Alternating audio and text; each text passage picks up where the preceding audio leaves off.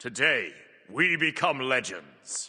Today's Titan Talk was the OB21 patch showcase, with a ton of new stuff coming to the game, such as a major new conquest feature that is going to shake up the game dramatically, a new aspect for an existing Smite 2 god, 3 new items, and a whole lot more, as well as Iset and her aspect, which I have already covered in a previous showcase video that should be up on the channel already by the time this one goes out, so you can check that video out if you haven't seen Iset already. But without further ado, let's jump into the recap. So first up, we have the major new conquest gameplay feature called the Moonlight phase, and you better strap in because this is going to be a lot of words. Starting at 6 minutes into the match, the sky will darken and the Moonlight phase begins. This lasts 3 minutes and occurs repeatedly, so after those 3 minutes are up, there's 6 minutes of daytime again until the next night and the Moonlight phase begins again. This essentially means that there's a Moonlight phase for 1/3 of the total match time, starting at 6 minutes and then every 9 minutes after that. So these will occur at 6 minutes, 15 minutes, 24 minutes, 33 minutes, 42 minutes, 51 minutes, 1 hour, and so on. There is of course a UI element near the scoreboard that tracks this for you, so you don't need to remember these exact times in order to play with the mechanic, but it just helps to remember these timings so you know exactly when it's going to occur and you can prepare for it. So that's when it happens. What do you do during a Moonlight phase? Well, the first thing is that obviously the sky darkens and the map looks a bit different during nighttime, but in terms of gameplay, Moonlight meteors will spawn around the map at various locations, which can be hit with basic attacks or interacted with to drop Moonlight shards, 4 per meteor. Each Moonlight shard heals you a small amount when you pick them up as another incentive to grab them during the Moonlight phase. Halfway through the night, so 1 minute 30 after it starts, the Moonlight ritual begins for the next 1 minute 30, which activates this pad in mid lane that is sort of reminiscent of the beacon from Smite 1 in terms of it being a kind of capture point. You don't just sit on it and capture it though, it will spawn a large amount of Moonlight shards during the ritual, and I believe they said it's impossible to win the Moonlight phase without getting at least some of the shards from the ritual site. So basically, even if you get every single other shard from the Moonlight meteors across the map, you'll still have less than the enemy team if they hold the ritual site for the entire minute 30 that it's active. So you will want to be contesting this if you want to win the Moonlight phase for your team. But of course, getting the extra Moonlight shards from the meteors around the map will make a difference if both teams are contesting the ritual site equally. So what's the point of collecting all these shards? Well, the first one is simple in that they give you XP when you pick them up, and when the night ends, your whole team gains gold equal to the amount of Moonlight shards collected as a team. So right there is already a nice boost for interacting with the Moonlight phase in terms of the bonus farm. But there's 2 more rewards as well. First up, reaching 100 shards by the time the night ends will spawn a lane pusher in each lane for your team that lets you shove those lanes during the next day. The only requirement for this is 100 shards, so it is possible for both teams to achieve this during the Moonlight phase. If neither team reaches 100 shards, only the team with the most shards will get these lane pushers. The final thing of note as a reward for the Moonlight phase is a consumable that drops at the ritual site when day breaks, called the Ritual of the Full Moon. I'm pretty sure they said this only goes to the team who collected more shards, and that would make sense. This can be picked up like an obsidian dagger or runic brom and held in the inventory for later use. When used, this grants a movement speed buff to all allies based on how many shards they individually picked up during the Moonlight phase. So if you AFK'd in lane the whole night, you'll get nothing, but if you roamed to the meteors and contested the ritual site, you'll get a pretty major speed up, and this lasts 30 seconds, which is pretty insane and might get changed, I'm not sure though. Which, by the way, that reminds me, Kilgoon did mention that this consumable is the most in flux aspect of the whole system, and it's possible they will rework it. So give them feedback on it. They're basically looking for feedback throughout the PTS phase on if people like this idea, and if not, they can change it. This doesn't just give movement speed though, it also reveals all enemy gods on use and calls down a Moonlight beam on them after a short windup that deals % max HP damage and reveals them again for 5 seconds if they're hit by it. This effect repeats every 10 seconds for the duration, so in total you'll get, I believe, 3 of these beams over the 30-second window. This is a targeted beam though, it's not lock-on, so it can be avoided if you run out of the Iridius. Phew, that was a lot of words, but yeah, the general idea here is that every 6 minutes for 3 minutes, it will be a Moonlight phase. Collect shards from the meteors around the map during the night, and halfway through the night, the ritual site will activate, granting a massive amount of shards to people in the area, so controlling this will be critical to winning the night. At daybreak, you get a siege minion in each lane if you had 100 or more shards, and the team with the most shards gets the Ritual of the Full Moon consumable that we discussed. However, that's still not everything for this mechanic, as there are also 3 new items that all have unique benefits when used during the Moonlight phase, as well as a few existing items getting new effects during night as well. First up, those new items. We have the Eye of Erebus, which costs 2600 gold and comes with 200 max health, 15 cooldown rate, and 35 strength or 50 intelligence adaptive. The active effect spawns a watchful eye that lasts 30 seconds and activates when an enemy comes within range, dealing 15% max health magical damage and slowing for 25% for 1.5 seconds. This has a cooldown of 60 seconds, but during the Moonlight phase, each time you damage an enemy god once per target per attack, you reduce this cooldown by 2 seconds. This could have some interesting interactions with the ritual site, as there's likely to be a lot of enemies there during the ritual for you to hit, and you can slam down a watchful eye to zone enemies off the capture point and control it for your team. This would also be good for some ambush plays in the jungle, maybe later in the game, to catch enemies when your eye finds them. Next up for new items, we have Chandra's Grace, which costs 2300 gold and comes with 350 max health and 20 cooldown rate, with a passive that every 30 seconds, the lowest health ally within 8.8 meters gains 15 health and mana regen, as well as 0.2 seconds off of their cooldowns every 0.2 seconds for 4 seconds. During the Moonlight phase, you also gain the buff when it activates. They didn't clarify this, but usually when something says nearby allies, that does include yourself, so I would assume if you're alone, this will always proc on you, which is pretty interesting. The final new item is the Jabalban Effigy, which costs 2750 gold and comes with 30 of each protections, 300 max mana, and 4 mana regen. The active causes you to take half damage for 4 seconds, but when the buff expires, you take all the mitigated damage at once. But this can't bring you below 5% health. During the Moonlight phase, you only take half the mitigated damage as burst. This again would interact quite well with the ritual site, I think, as you can pop this and it will either cause enemies to stop hitting you because they'll get reduced value, or if they continue to hit you, you're much more likely to survive longer, so you can sit on the ritual site for longer and collect more shards. This also is interesting in the way that the burst damage you take is physical, so you can mitigate any kind of damage during the 4 seconds, but build heavy into physical defense so that you mitigate a larger chunk of the revenge damage afterwards. But finally, for the Moonlight phase stuff, there's a few existing items that are getting new effects during Moonlight, with Helm of Darkness gaining movement speed and dealing damage when you pass through enemy gods while stealth if you use it during the Moonlight phase. Screeching Gargoyle's silence effect hits all enemies around you instead of a cone, and the silence lasts longer and protection shred is higher during the Moonlight phase. And finally, the Reaper gains stacks of 5% lifesteal up to 4 stacks when hitting enemy gods below 50% health during Moonlight phase, as well as dying during nighttime doesn't cause you to lose any Reaper stacks. So I normally don't add my own personal thoughts into these recaps just to respect your time, because I know a lot of people do just come here for a quick and dirty bit of info, but I gotta say, this looks insanely fun in terms of shaking up the core gameplay loop of Conquest. This is a map-wide thing that will impact all roles, but obviously will affect mid, support, and jungle a little bit more, since mid is obviously going to be hanging around mid lane where the ritual site is, so they'll usually be there for that, and support and jungle are roaming roles, so they can more easily take the meteors while they're rotating around the map and show up to the ritual more liberally because they don't have a dedicated lane to cover. But even side laners could absolutely get involved in this, a bit like they did for Beacon in Smite 1. You would frequently see mid support and jungle contesting the Beacon in Smite 1, but ADCs could have a huge impact by rotating to give their team a 4v3 to secure it. But of course, there's then a risk of the enemy ADC getting ahead of you, or taking your tower, invading your buffs, maybe even looking to sneak a Gold Fury or something like that. I think this is going to be super interesting and will strike a good balance between being impactful enough while not completely overshadowing the rest of the map while it's active, pun intended. Sure, the rewards are powerful, but if you can sneak a Gold Fury while the whole enemy team is busy at the ritual site, you might come out ahead of that. Or if the enemy solo laner decides to rotate for the ritual, you could get a lot of pressure by taking their tower and TPing on duo lane to take that tower as well with your ADC. I think this will bring a lot of strategic depth and decision making to the game, while also somewhat forcing you to fight and contest objectives rather than just AFK farming during the Moonlight phase. I also love the fact that, like the Beacon, the ritual site is an objective that favors tanks, as they can sit on the ritual site and shrug off poke from the enemy team while zoning them away so they can collect the shards. Most objectives in Smite are heavily skewed towards how much damage you can put into them, and tanks are basically just there to take the damage and zone. And you'd often rather just have another damage dealer so you can burn the objective quicker and secure it more easily. But the ritual site is going to be something where having a tank or two there for it will actually be very rewarding, often more so than having an extra damage dealer there, which I really like, and I think this will, at least in some ways, bring some value back to having 2 tanks on a team. Because right now, at least in a high level of play where I'm at, we see a lot of 1 tank teams with full full damage solo laners, and while there are still a lot of other elements of Conquest that promote doing that, the ritual site is a good step in the right direction in regards to having multiple tanks actually being good. I also like the fact that some items are more powerful at night, especially the existing items they chose, because they're all bad items right now. I'm glad they didn't just throw the bonus effects on already good items and call it a day. They instead gave them to weak items that might now have a niche in terms of dominating the nighttime, but remaining a bit weak during the day. I think that was handled pretty well. The new items might just be busted, but that's kind of a given for new item releases at this point. But anyway, I just wanted to give my personal thoughts on this, as it's going to shake up the flow of Conquest substantially, and I really like this idea. But let's move on to the rest of the recap. So next up, we have an existing god aspect to talk about with Cabrakan's Aspect of the Rotund Jotun, which, of course, amazing name, and this aspect basically is taking the Fat Loki meme and putting it in the game. His 1 now slows instead of stunning, but stealths him. His 2 also no longer stuns, but deals bonus damage when empowered instead. His 3 can be cast at range and spawns a decoy of Cabrakan. It won't tremble, but does still cripple on the final hit, and also slows on the final hit as well. And of course, his ultimate now teleports him before casting it like Loki's ult does.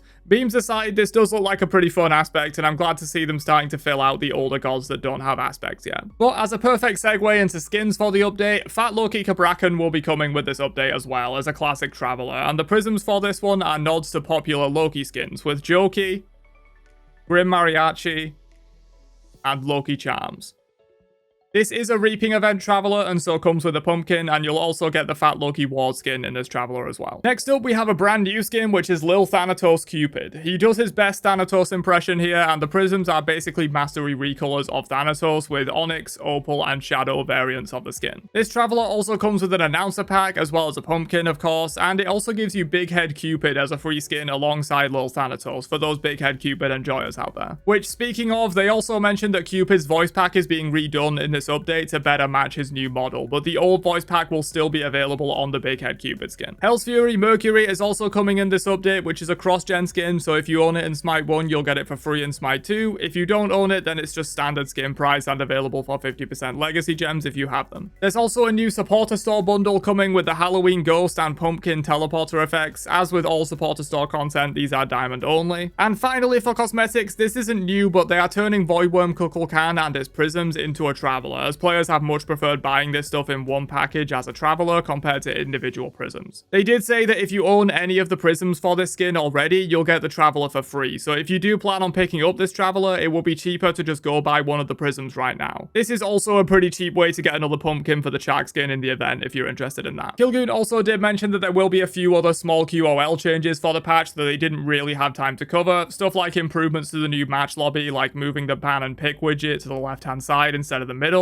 and an indicator to tell you when it's your turn to pick or ban, as well as a few other things. And of course, the balance notes will be covered on Friday, so be sure to subscribe to the channel if you want to catch my recap of those later in the week. But yeah, let me know your thoughts on this update down below, especially the new Conquest feature, and I'll catch you guys for another one later on. Have a great day, and peace out, you nerds.